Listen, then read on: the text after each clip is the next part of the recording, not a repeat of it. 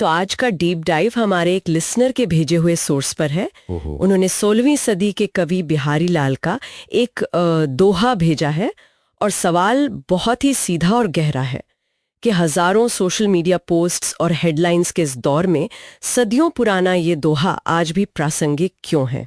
तो चलिए इस पर गोता लगाते हैं।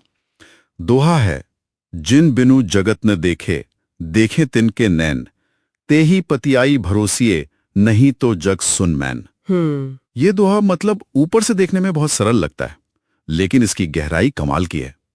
पहली पंक्ति में ही एक विरोधाभास है।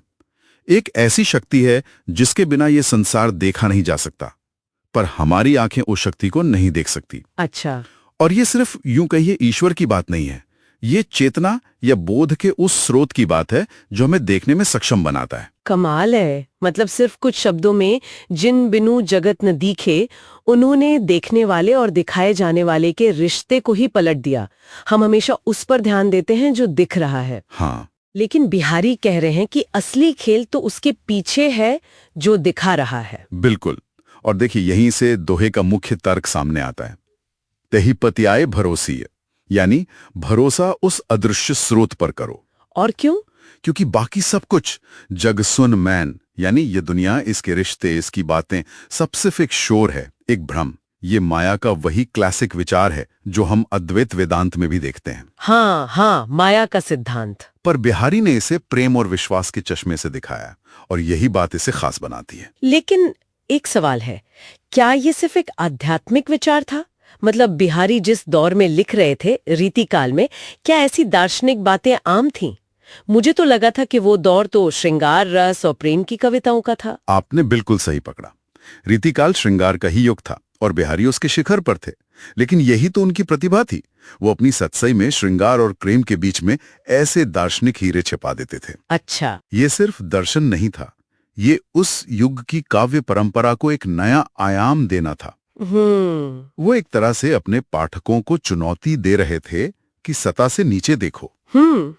लेकिन ईमानदारी से कहूं तो आज की जो वैज्ञानिक दुनिया है, उसमें ये विचार थोड़ा अव्यवहारिक नहीं लगता? अगर हम अपनी आंखों देखी दुनिया को ही भ्रम या शोर मान लें, तो क्या ये एक तरह का पलायनवाद, मतलब एस्केपिज्म नहीं है? अपनी जिम्मेदारियों से भागने का एक तरीका? ये बहुत अच्छा सवाल है, और मेरे ख्याल से यहीं पर ये दोहा आज सबसे ज्यादा प्रासंगिक हो जाता है। इसे पलायनवाद की तरह देखने के बजाय इसे एक बौद्धिक चेतावनी की तरह देखना चाहिए। बौद्धिक चेतावनी? हाँ। बिहारी एक तरह से 400 साल पहले ही हमें हमारे कॉग्निटिव बायसेस के प्रति आगाह कर रहे थे। Cognitive biases?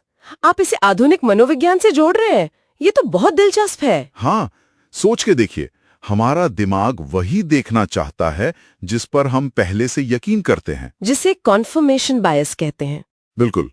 हमारी भावनाएं हमारी धारणा को रंग देती हैं। बिहारी का जग सुन मैन, यानी दुनिया का शोर, आज के सोशल मीडिया के एको चेम्बर्स और फेक न्यूज की दुनिया का ही एक पुराना रूप है। वाह। वो असल में कह रहे हैं कि जिसे तुम ठोस सच्चाई मान रहे हो, वो शायद सिर्फ तुम्हारा बनाया हुआ या सुना हुआ सच है, असली नहीं।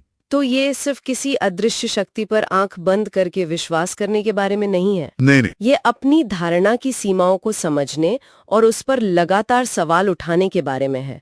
ये स्वीकार करना कि शायद हम कभी भी पूरी तस्वीर नहीं देख रहे हैं। बिल्कुल। ये विनम्रता का एक दार्शनिक रूप है। ये मानना कि ज्ञान का एक स्रोत हमारी प्रत्यक्ष इंद्रियों से परे हो सकता है। आप उसे चेतना कहें, ब्रह्मांड कहें, या बस अज्ञात कहें। दोहा में याद दिलाता है कि जो सबसे स्पष्ट दिखता है, जरूरी नहीं कि वही सबसे बड़ा सच हो। यह एक महत्वपूर्ण प्रश्न खड़ा करता है। अगर हमारी आंखें और हमारा दिमाग भी हमें धोखा दे सकते हैं, जैसा कि आधुनिक मनोविज्ञान भी मानने लगा है, तो फिर विश्वास और वास्तविकता के बीच की रेखा आखिर कहाँ खींची जानी चाहिए?